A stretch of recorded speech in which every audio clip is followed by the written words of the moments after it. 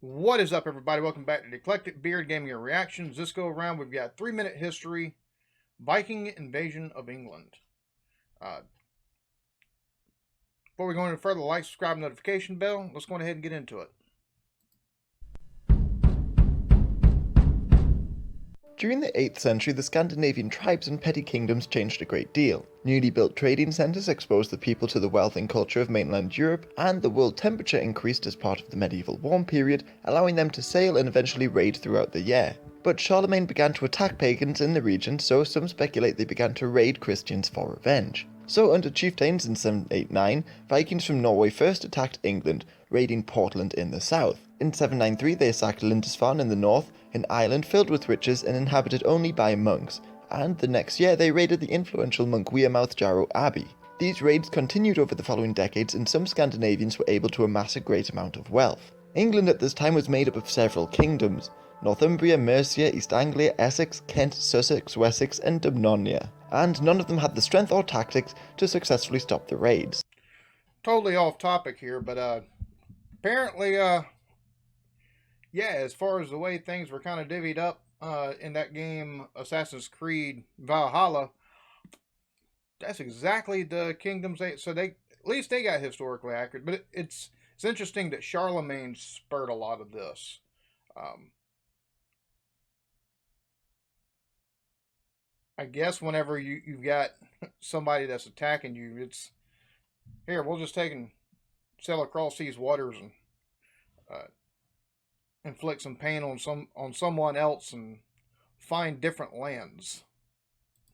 But England wasn't the Vikings' only target. In the 9th century they raided France, Ireland, Scotland and as far as the Mediterranean. And especially in France, Vikings of different nationalities began to unite in order to increase their raids. And they also began to move into the interior of France by river, famously laying siege to Paris in 845. But the West Franks began to fortify their towns, leaving the Vikings unable to raid, so many turned their attention to England. Meanwhile, as all this was going on, Wessex under King Edbert had expanded a great deal. The Viking raids began to increase in size from 30 to 35 ships in the 840s to one fleet of over 350 ships that attacked London and Canterbury in 851.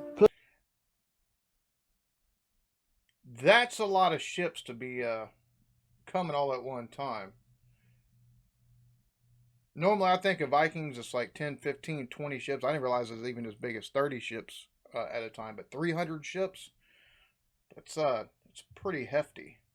Plus in 851 the Vikings for the first time stayed in England over the winter. Then in 865 Ivar the Boneless, Uber and Halfdan Ragnarsson led an army into England. They were apparently the sons of Ragnar Lodbrok, who, according to legend, was thrown into a pit of snakes by Aela of Northumbria. They led the great heathen army of probably just over 1,000 men, and it wasn't a raiding party like before, but an invasion force. Their armies landed in East Anglia in 865, but King Edmund quickly bought peace by giving them horses, further increasing their mobility and fighting capabilities. The following year they went to Northumbria.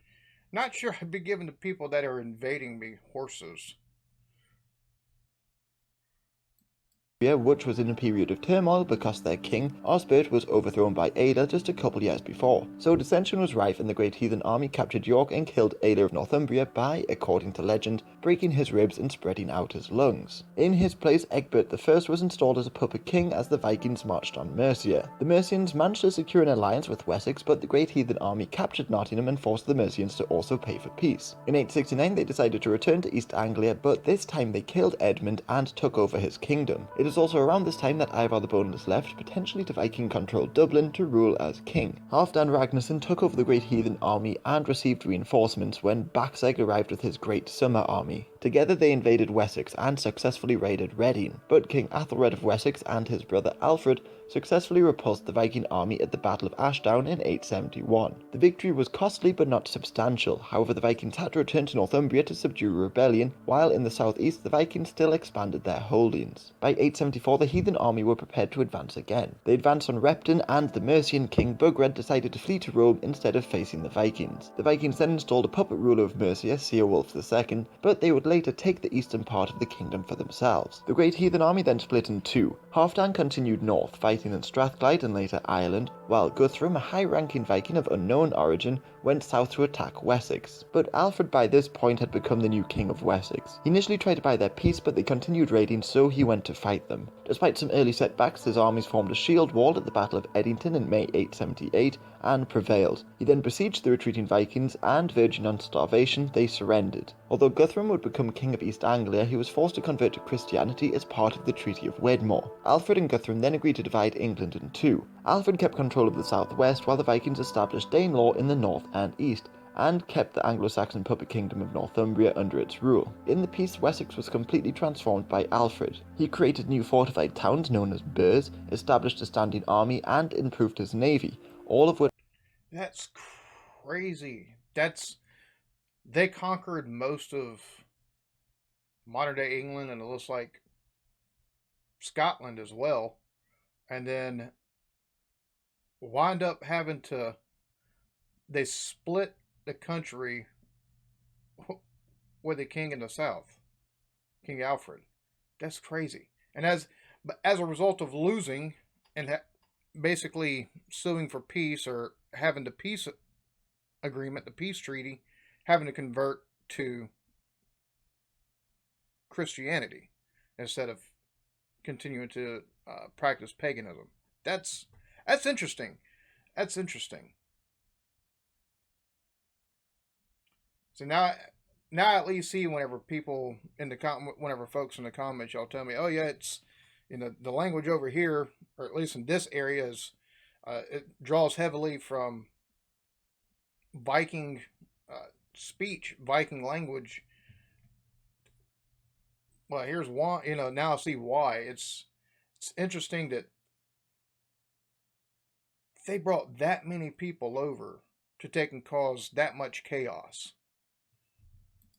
helped deter future Viking attacks. Yet fighting would break out shortly afterwards again, and the two sides continued struggling for dominance in England until the arrival of the Normans in 1066. There we have it, Viking Invasion of England, 3-minute history. That was pretty quick. That was still very informative, though. I know there's probably a ton of it that was left out, but for 3 minutes worth of history lessons, hey, not a bad job. I have to say, I didn't realize how much the Vikings actually pushed into England, or the fact they even took Ireland and ruled Ireland. That's pretty interesting. Um, yeah, there you have it. So y'all be good to each other. Love yourselves. Peace.